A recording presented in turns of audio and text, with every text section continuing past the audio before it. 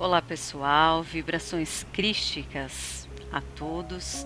Eu gostaria de compartilhar com vocês aqui, nesse áudio, algumas reflexões sobre o Evangelho de Jesus, o Cristo, que fizemos em palestra pública no Centro União Espírita em Busca da Paz, em Santo André. Convido vocês para esse momento especial de interiorização e autoencontro, meditando sobre algumas citações de Jesus, que ilumina sempre as nossas consciências. Muita paz e muita luz em seus corações e um abraço fraterno a todos. Boa noite a todos. Que a paz do Senhor Jesus esteja nos nossos corações, certeza absoluta que está. Já cantamos a música, já sabemos tudo que vai acontecer. Deus quer que vê você muito feliz hoje, tranquila. Tenha confiança que hoje foi um dia maravilhoso na sua vida. A gente ouve tantas coisas lindas acontecerem que eu não tenho mais dúvidas sobre as coisas que as pessoas vêm pedir para Deus. Por isso que eu ouço, eu canto essa música e junto eu saio daqui com cada momento mais feliz, porque eu sei que tem algumas pessoas que precisam, não, que precisavam, porque a partir de hoje é outro dia. Fica tranquila, e se você está passando por algum problema, ouviu a música, tenha certeza absoluta que Deus vai te ajudar, porque Ele nunca virou as costas para nós. Às vezes nós viramos para Ele, né? Deus não me ajuda, não sei o que, vira, vai embora. Mas Ele a gente não sabe, né? Ele sempre está ajudando. Às vezes está tirando uma pedra do nosso caminho e nós estamos bravos ainda porque não é aquilo que a gente quer, mas para dar um caminho de flor, não é verdade? E hoje eu tenho certeza que nós vamos ter uma palestra maravilhosa, porque ela fala muito bem, e quem precisar da palestra dela, todas as palestras aqui estão gravadas, é só ir na livraria e pedir a encomenda lá do CD. Hoje a palestra é da Elaine. É você, viu, garotinha? Vamos lá. Boa noite a todos. Vibrações crísticas, porque hoje nós vamos falar das mensagens de Jesus o Cristo no nosso cotidiano. E eu gostaria de iniciar essa reflexão contando uma pequena parábola, uma historinha. Conta certa feita que um homem muito rico, um pai de família, levou o seu filho a um lugarejo muito pobre, com o objetivo de mostrar ao menino a importância dos bens materiais. Ele queria que ali o seu filho visse, por ser rico, o quanto é importante valorizar os bens materiais, o prestígio social, o status social. Então ele levou o menino para ficar algumas noites e alguns dias numa casa de taipa de um conhecido, de um primo distante que ele tinha. Nessa casa ele ficaria numa casa simples de um dos funcionários, dos moradores daquela fazenda. Então ele deixou o menino ali e depois de alguns dias o garoto retorna para casa. E aí o pai pergunta para ele: "E aí, filho, gostou da viagem?" E o menino responde: "Gostei muito, papai." "E o que você aprendeu, o que você observou naquele lugar tão paupérrimo? Você viu como as pessoas podem ser pobres e tristes?" E aí o menino então responde: "Observei, papai." E começa então a partir da pergunta do pai: "Então conte para mim, o que você observou nesse lugar?" E aí o menino começa a contar o que ele viu. "Sabe, papai, lá eu percebi que nós aqui temos um cachorro, e o nosso cachorro parece que não é tão alegre. Porém lá eles têm 4 e são muito amistosos, vivem abanando o rabinho, né?" E ele disse: "Eu percebi também, papai, que lá o nosso jardim aqui vai só até um determinado local, até o portão. Lá o jardim deles é toda a floresta." E o pai observava o que ele falava. "Eu percebi também, papai, que a nossa piscina vai até a metade do nosso jardim, mas lá eles têm um riacho que não tem fim." E o pai observava tudo aquilo que o garoto falava. "E continue então, meu filho, o que mais que você observou?" uma coisa muito interessante. Lá eles têm hábito de orar antes de todas as refeições. E eu lembrei que aqui em casa é diferente. Nós sentamos à mesa para comer, falamos sobre negócios, sobre o que a gente vai comprar, sobre os passeios que nós vamos fazer, mexemos no celular, empurramos o prato e pronto. Ah, papai, uma outra coisa. Eu passei vergonha durante a noite. E o pai pergunta, mas por que, meu filho? E ele diz, o Tonho me convidou para eu orar. O Tonho era o garoto com qual eu fiz amizade lá. Ele me convida para orar, mas eu disse que eu não sabia. Então ele me ensina. Ele se ajoelha, agradece pelo dia que nós tivemos, agradece inclusive pela minha visita ali na casa deles. E aí nós vamos dormir. E eu percebi que lá não tinha uma cama para cada um. Na verdade, eles dormem em redes. E o Tonho, com a sua gentileza, dormiu no chão e me ofereceu a sua rede para dormir.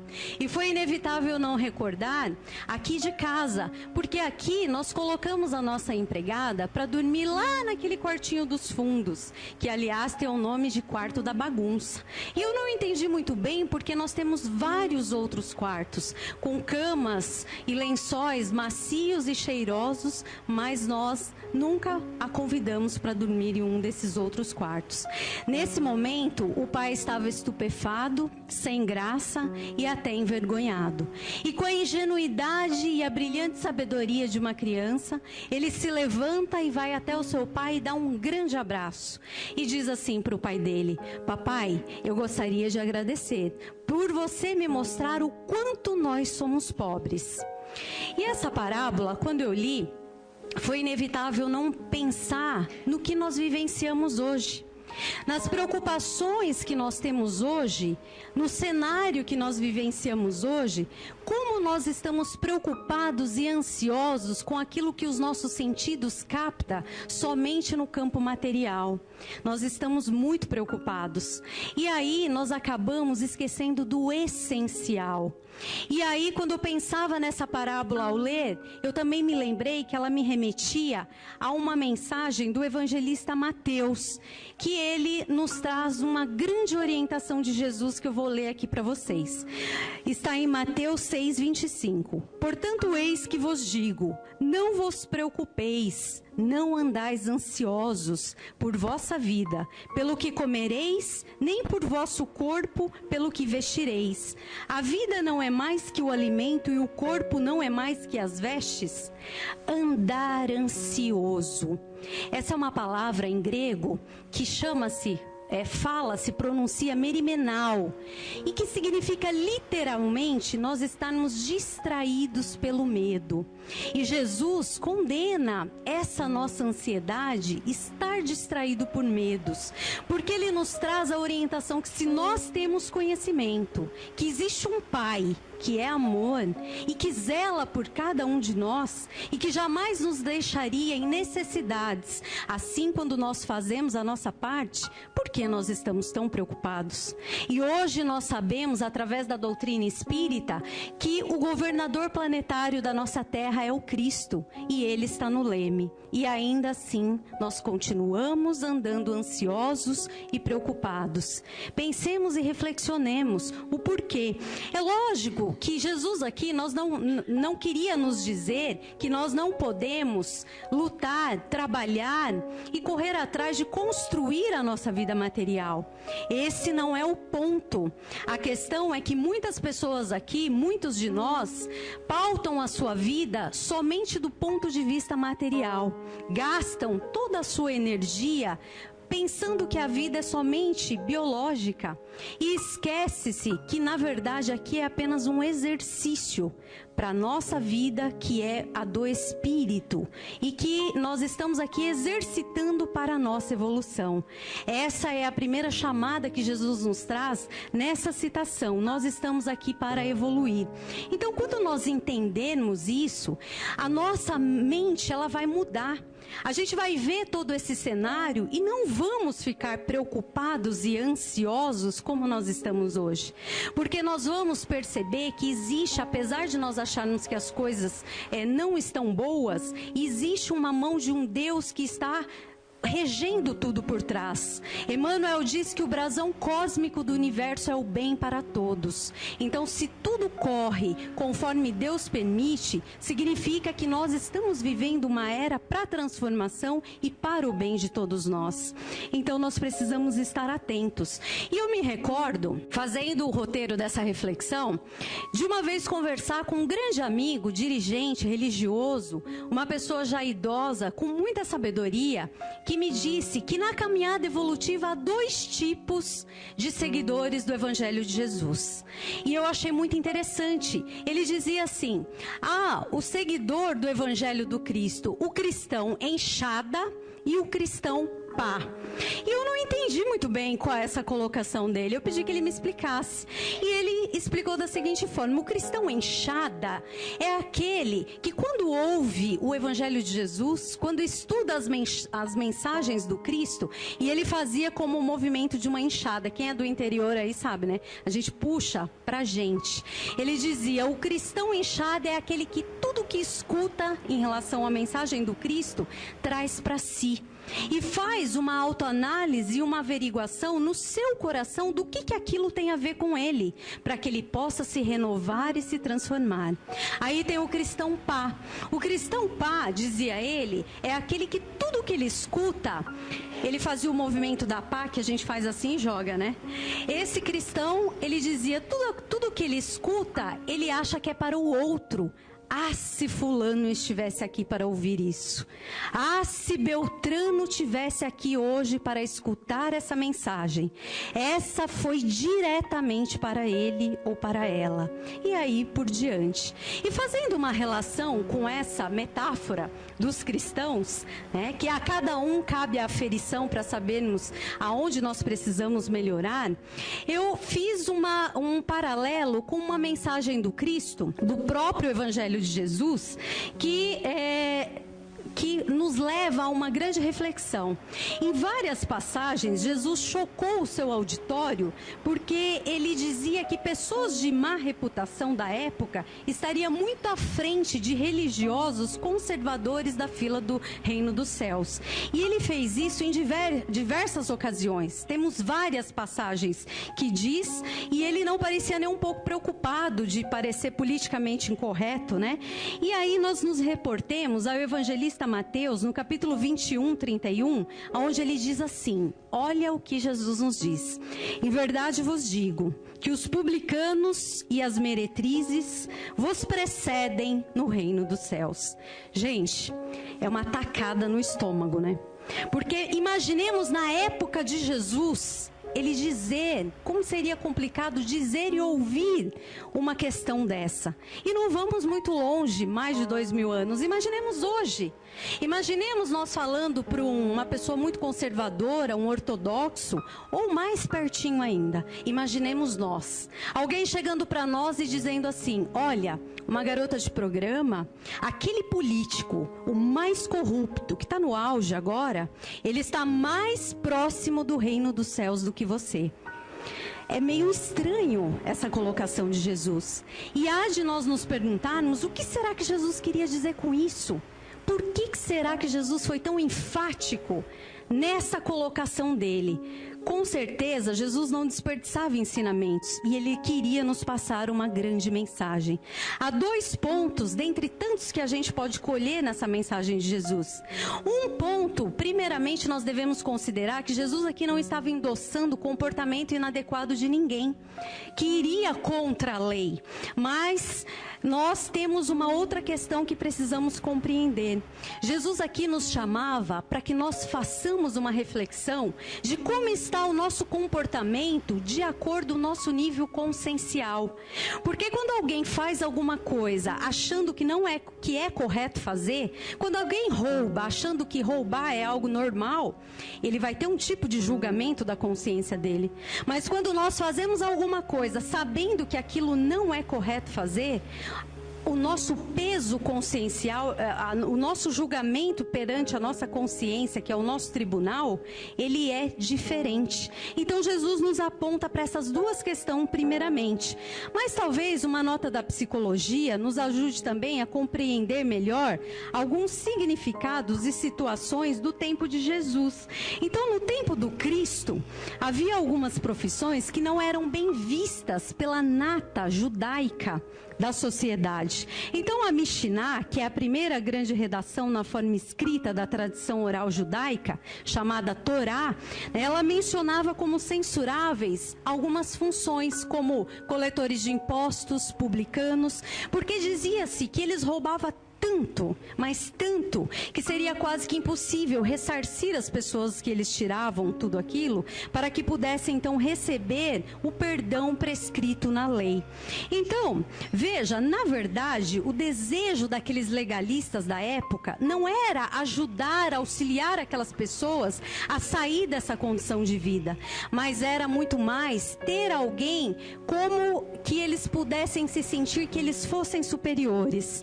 Então, imaginemos como quando eles olhavam essas pessoas censuráveis e imaginavam, bom, tem alguém pior que eu. Né? E isso acontece conosco, infelizmente. Né? Então existe, infelizmente, um doentio hábito nosso de nós fazermos um ciclo de projetar aquilo que existe em nós, em situações e em outras pessoas.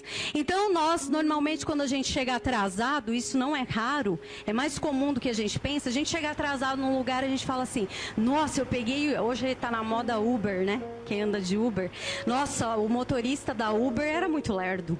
Ou então tinha muito trânsito. O motorista do ônibus estava muito devagar. Ao invés de nós assumirmos, eu deveria ter saído um pouquinho mais cedo de casa. A gente cria esse hábito de projetar no outro. Por quê? Porque a nossa mente condicionada, habituada a essa projeção, a racionalizar, ela se sente protegida dessa ilusão de não nos autorresponsabilizarmos. E aí acontece algo muito negativo, porque quando nós não nos autorresponsabilizamos, nós achamos que não nos sentimos culpados, não precisamos nos responsabilizar, logo não temos nada para melhorar, não temos nada para nos transformar. Então essa é uma ilusão que nós precisamos tomar muito cuidado, e que Jesus vem aqui nos orientar, que nós, se não pararmos de projetar nos outros aquilo que nós precisamos trabalhar, nós não vamos avançar. Nós não vamos evoluir. E o pior, quando nós não conseguimos olhar para nós e ver as nossas fragilidades, nós temos mais dificuldade de olhar para o outro e perdoar e compreender. Porque se eu não admito fragilidade em mim, eu não vou mais admitir em ninguém. Então nós entramos nesse ciclo vicioso. E aí Jesus nos dá tantas orientações, como em seu código ético do Sermão da Montanha. Né? Quando ele nos ajuda através de várias citações, que é todo um código ético-moral, onde ele nos traz um posicionamento muito interessante que nós podemos começar agora, nesse instante, a trabalhar para fazer esse exercício, esse movimento de fazer brilhar a nossa luz, através de uma observação daquilo que nós pensamos, daquilo que nós sentimos. E aí Jesus nos convida, em Mateus 5, 21 e 22, ele diz assim: ouviste o que foi dito aos antigos, não matarás. Eu, porém, vos digo que qualquer que seja o motivo que se encolerizar, insultar o seu irmão, será réu de juízo. E qualquer que disser a seu irmão raca, será réu de sinédrio. Qualquer que lhe disser louco, será réu do fogo do inferno. Em algumas traduções, ele diz que aquele que proferisse um insulto ao seu irmão, estaria entregue ao julgamento, que nós sabemos que é o julgamento da nossa consciência. O juiz de nós é a nossa consciência, somos nós mesmos. Já esse texto que nós lemos, prefere usar a tradução da palavra original, o termo sinédrio. O sinédrio, na verdade, era o tribunal dos judeus. E aqui nós vemos que aparece como insulto, é na verdade uma tradução de uma palavrinha aramaica mantida por Mateus, que se lê raca. e que dizia-se que alguém, se insultasse o seu irmão chamando de raca, estaria cometendo um sério delito ali perante a lei de Deus. E aí tem vários sentidos, se a gente for pesquisar, para essa palavrinha raca. Jerônimo, né, no 4º século, dizia que significa chamar o outro de ignorante, de cabeça oca, enfim, tantas coisas. E Agostinho de Hipona também depois, ele vem e colabora de uma forma um pouco interessante. Ele fala que além da palavra e da expressão, esse termo significava uma interjeição. Por exemplo, nós vamos saber bem o que é isso, porque a gente já fez isso. Então, de repente passa alguém por nós e o espírita não fala que não gosta, o espírita fala que não tem sintonia, né? Ai, não me sintonizo bem, né? Então passa alguém por nós e aí quando a pessoa dá as costas, a gente faz assim, é uma interjeição, como se a gente quisesse dizer, eu não vou com a cara desse fulano, eu não gosto dele, né? Então, essa interjeição no Oriente Médio também tem uma outra questão. Na raiz dessa palavra raca existe uma outra palavrinha aramaica que tem o significado de cuspir, exatamente, cuspir. Então no Oriente Médio, né, você cuspir no chão é um ato altamente agressivo, é muito desrespeitoso. Então aqui, a única exceção quando uma pessoa pode cuspir é quando vai curar alguém, e a gente tem isso no Evangelho. Jesus, né, cospe para curar o surdo, o cego, o mudo, né? Fora isso é considerado um ato extremamente desrespeitoso. Então, se você chama alguém de tolo e aquela pessoa se sente ofendida, ou seja, raca, né? Chama alguém de raca, que é tolo, insulta. O ofendido, ele pode se sentir no direito de cuspir. E lá, na época de Jesus e até hoje, uma cuspida no chão pode virar assassinato. E aí, nós vamos aqui ver qual era a mensagem que estaria implícita, que Jesus nos coloca aqui. Por que Jesus colocou como algo tão grave chamar o outro de raca, que seria um insulto? Porque Jesus vai além dos tribunais humanos. Aqui nos tribunais humanos, para alguém ser condenado, você precisa literalmente cometer um crime.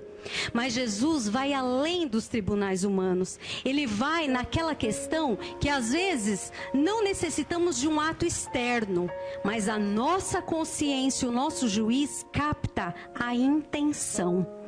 Nós falamos alguma coisa e nós carregamos aquilo que nós falamos de uma intenção. Então Deus leva em conta as atitudes ocultas no nosso coração. E pensando nisso, refletimos. Muitas vezes na nossa vida as coisas não estão andando bem. Mas a gente está fazendo palestra, a gente vem no centro, a gente faz tudo direitinho. E nós pensamos assim, mas não está fluindo, por quê? Jesus nos convida a fazer uma reflexão, como anda as nossas intenções? Como é que está o nosso coração? O que a gente deseja para o outro em pensamento, em sentimento? Porque não é só o ato externo que nos complica, mas Jesus nos fala que perante a lei são as intenções do nosso coração.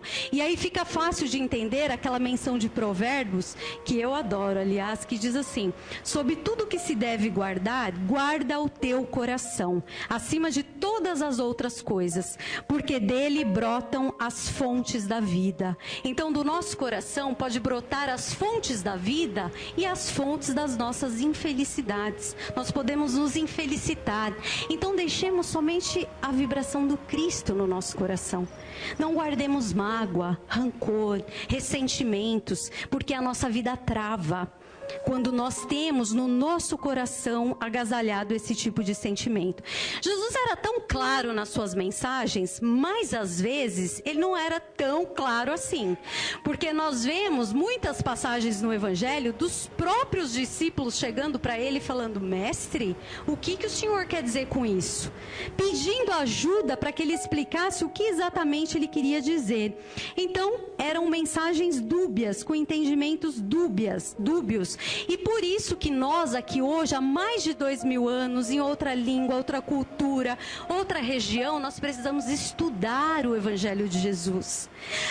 profundamente, meticulosamente, ir profundamente tentando entender o que Jesus queria nos dizer. E certa vez, dirigindo aos fariseus, Jesus disse assim: toda palavra que proferir, dela darão conta no dia do juízo. Isso está em Mateus 12:36. Algumas traduções dizem que toda palavra frívola, toda palavra ociosa que nós falamos, dela a gente vai prestar conta. Aí imaginem quanta coisa a gente não fala, né? Então, a palavra grega que aparece no Evangelho em Mateus é argon, que quer dizer, o significado dela refere-se àquelas coisas que a gente fala sem pensar. Aquelas coisas que vem do nosso inconsciente, que a gente fala sem se dar conta. Quando nós preparamos a nossa fala, a gente quer falar alguma coisa com alguém e a gente quer filtrar o que a gente quer falar, é mais fácil, nós corremos o risco de errar menos. Mas quando nós somos reativos, ou quando a gente fala às pressas, muitas vezes, escapa algumas coisas que nos compromete. Daí Jesus falar que a boca fala daquilo que está cheio o coração. Então, através do que nós falamos, sabiam que a gente pode conhecer muito da gente? Aquilo que nós falamos, nós podemos revelar o nosso caráter, a nossa essência, aquilo que nós levamos no nosso coração. E aí tem um grande problema. Há um probleminha aqui, que eu fiz um paralelo, por exemplo, com uma passagem, com uma explicação de Sigmund Freud. Freud falava de uma questão que ele chamou de ato falho do inconsciente. Já ouviram falar nisso?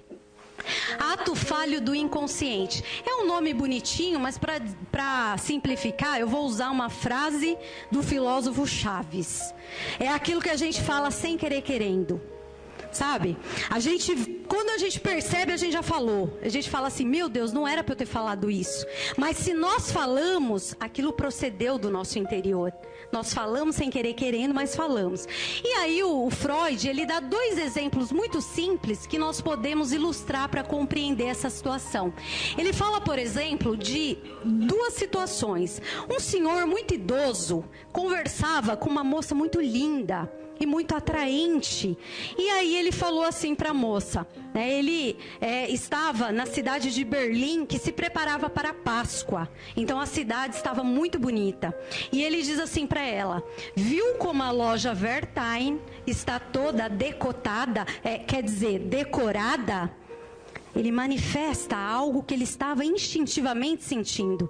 Uma outra situação, ele conta de um professor muito arrogante e orgulhoso que estava conceituando uma teoria, e aí ao terminar ele diz assim, que os que entendiam aquele assunto poderiam ser contados num dedo da mão, quer dizer, nos dedos da mão. Então, nesses 2 casos, Freud exemplifica que às vezes existe um lapso do nosso consciente e nós trazemos alguma coisa do nosso inconsciente que revela quem nós somos, que revela a intenção, que revela o nosso caráter. Então, primeiro, nós precisamos estar atento àquilo que nós falamos, porque a fala é só um efeito de uma causa que está no nosso coração. Daí Jesus dizer que a boca fala daquilo que está cheio o coração. Então, nos perguntemos, como que anda o teor da nossa fala? O que nós andamos falando para aquelas pessoas que nós convivemos, no trânsito, na rua, em casa, para aquelas pessoas que nós amamos? Vamos reflexionando. Então vejamos, é interessante e curioso, porque na época de Jesus, nós vamos ver esse contexto desse exemplo, por exemplo, em Mateus, onde na época dele, os fariseus, eles eram extremamente disciplinados exteriormente para seguir as leis judaicas. E aí nós vemos que eles pediam a lei que guardassem o sábado. E aí lá existe uma passagem onde eles não percebem que o ódio que eles fomentavam por Jesus eles não percebem que demonstrava o descaso pelo semelhante, pelo seu irmão judeu. E aí tem aquela passagem em Mateus onde Jesus quase é linchado, né? Porque ele vai lá e cura um homem no sábado. E eles não percebem que o ato exterior era menos importante do que ajudar o seu semelhante. Então ali nós temos uma grande mensagem que nós devemos pensar se a nossa vida está pautada somente em atos exteriores, naquilo que nós estamos realizando fora de nós, mas não está vindo do nosso coração de verdade. E aí, pensando nisso, nós temos uma outra mensagem, de olho, né? Nós temos uma outra mensagem muito conhecida, que é um convite de Jesus, que é quando ele diz assim: vinde a mim todos que estão cansados e fadigados, aflitos, e eu vos aliviarei. Tomai o meu jugo sobre vós e recebei os meus ensinamentos, porque eu sou manso e humilde de coração, e achareis o repouso para as vossas almas, porque o meu jugo é suave e o meu peso é leve. É linda essa mensagem reconfortadora. Para nós que somos aqui dos grandes centros, vamos dizer assim, para os jovens, outro dia eu perguntei para meu filho: você sabe o que é um jugo? Nunca ouviu falar. Então, o jugo, o que é um jugo? Era um pedaço de madeira que atrelava no lombo do animal a uma carroça, ou num arado para arar a terra. E ali, né, nas escolas judaicas, era muito utilizada essa figura de linguagem para colocar a lei como uma disciplina, algo pesado. E aí vem Jesus e traz um jugo macio, leve, suave. E ele fala, né, que como todos o buscavam, que buscassem dele para aprender, porque ele era humilde e manso. E nós estamos estudando, inclusive, o sermão, né? E eu lembrava que a gente estudava o que é ser humilde e o que é ser manso. Hoje, se a gente buscar a palavra manso, tem um sentido bem diferente da época de Jesus, do grego, né? No Velho Testamento. Ali aparece a palavra praus, ou praus, que é gentil, moderado. Mas nas fontes mais antigas gregas ainda, nós encontramos algo muito interessante. Esse termo era usado também para se referir a um medicamento. Olha que interessante, que trazia calma ao aflito e ânimo àquele que estava abatido. Era algo parecido com um calmante e um estimulante ao mesmo tempo, que tem tudo a ver com Jesus, né? Jesus é aquele que acalma os que estão agitados e dá ânimo àqueles que estão abatidos. E manso nesse sentido original é quando nós podemos até ficar bravos, mas nós não vamos agasalhar no nosso coração o ódio e o não perdão por aqueles que caminham conosco. Jesus também disse que ele era humilde de coração. E há muita distorção na questão da humildade. Nós às vezes confundimos, muitos pensam que humildade é uma postura externa, de ser simplório. E aí, humildade é algo muito mais profundo, é um posicionamento interno. Ser humilde não é a menina bonita dizer que é feia, e nem a pessoa inteligente dizer que é ignorante, mas ser humilde é nós assumirmos os dons que Deus nos deu a possibilidade de construir e colocar a serviço do nosso semelhante, como Cristo nos fez e nos exemplificou. Ser humilde é nós compreendermos, como Cristo nos ensinou, que se nós queremos ensinar alguma coisa para alguém, tem que ser pelo exemplo. E o verdadeiro humilde sabe que quando ele quer ensinar, a primeira coisa que ele tem que aprender é humildemente a servir a todos e mansamente consolar aqueles que caminham conosco. Então Jesus, quando ele nos fala, vem e segue-me, é como se ele estivesse nos dizendo, vem, seja como eu. Nós temos que palmilhar os caminhos que ele palmilhou, para que nós possamos então segui-lo verdadeiramente. E aí, a última mensagem, para que a gente não seja expulso, né? Aí nós temos uma outra passagem em Lucas, capítulo 12, 13, 21, quando Jesus, fazendo uma das suas palestras, um homem interrompeu ele veemente e disse algo muito estranho. Disse: mestre, manda que meu irmão divida comigo a herança. Como não raro, nós sempre preocupados com as coisas materiais, com a horizontalidade da vida. E aí Jesus, como sempre, a sua resposta foi inusitada. Ele disse assim: quem me fez de juiz ou repartidor entre vocês? Ou, vamos colocar de outra forma, você, meu amigo, não entendeu nada. Porque eu vim para juntar vocês, para que vocês possam construir pontes e não muros. E aí ele conta uma linda parábola.